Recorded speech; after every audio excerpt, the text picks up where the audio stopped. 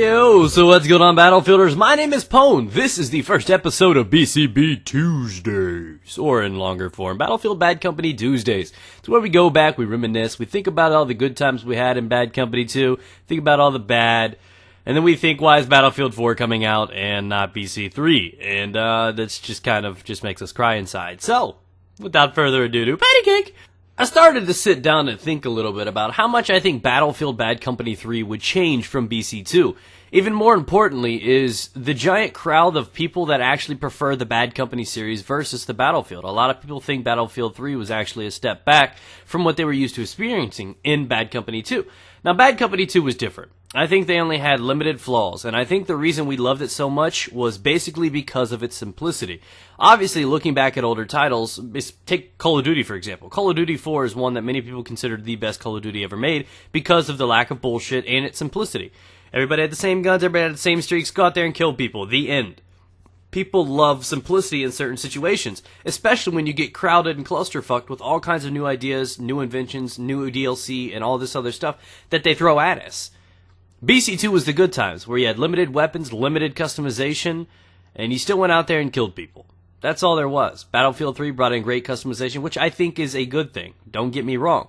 But when massive amounts of change come in, it kind of, I guess, alters the game a little bit. One thing that I disapprove of is, I guess, the movement. Now, in Bad Company 3, you can almost guarantee that movement is not going to be as it is in Bad Company 2. You can basically only run in a straight line, and you are unable to, I guess, move at any sort of, safe, fast speed when strafing. So that's going to be something that's going to change. It's modern in every video game. So that's something you can guaranteeingly rely on.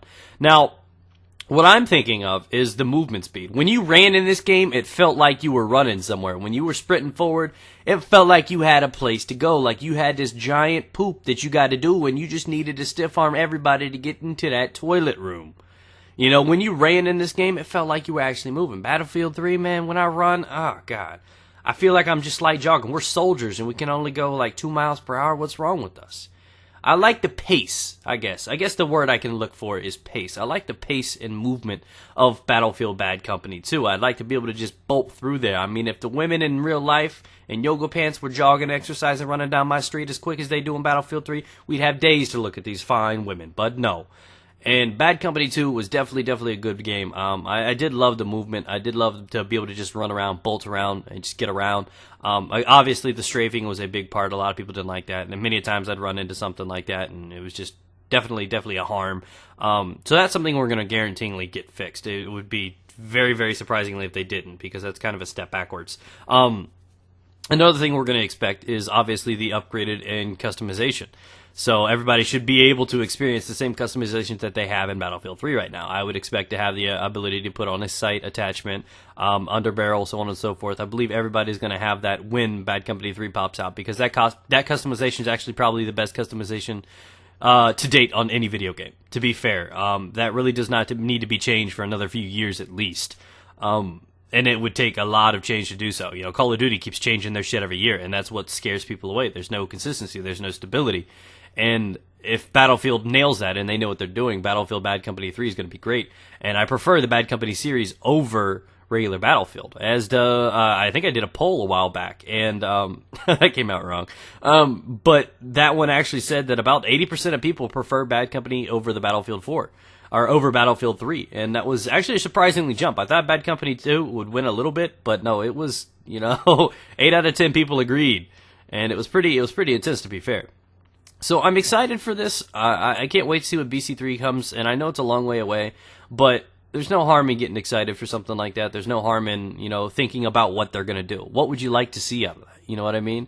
So drop a comment down below. Maybe we can do a follow-up commentary on this. Maybe not next week, but sometime in the next month or so, about what we'd like to see added to the game, what we'd like to see stay, what we'd like to see change. Go ahead and drop that in a comment form below, as well as another gun to use. This time I was using the MG36, the old gun. I'd never used it before. I wanted to use it, so I had a lot of fun using it too. It was actually reliable. It seems like it takes a little bit extra something to kill people, but it was great. I love the mobility. I love the action. This is what aggressive Recon was. I mean, you can run around. I don't know if it's the fear of suppression in Battlefield 3, but when you run around in this game with a sniper, you feel like you're actually rushing. You feel like you're going in there, you're being aggressive. And that's what I like about it. You know, even the recons had something. The one thing that I think they should do is take a little bit out of what they did before. Is I do believe that the health pack should be something on like the med kits. I do believe something like that is reliable. It would force the supports to come out and help if they need to. But at the same time, it wouldn't be giving it to the strongest class in the game. If you got the 3 strongest weapons in the game in Battlefield 3 and you give them the ability to revive and give health, you're just stacking the strongest position in the game. So I think if they tweak that a little bit, they got something good going for them.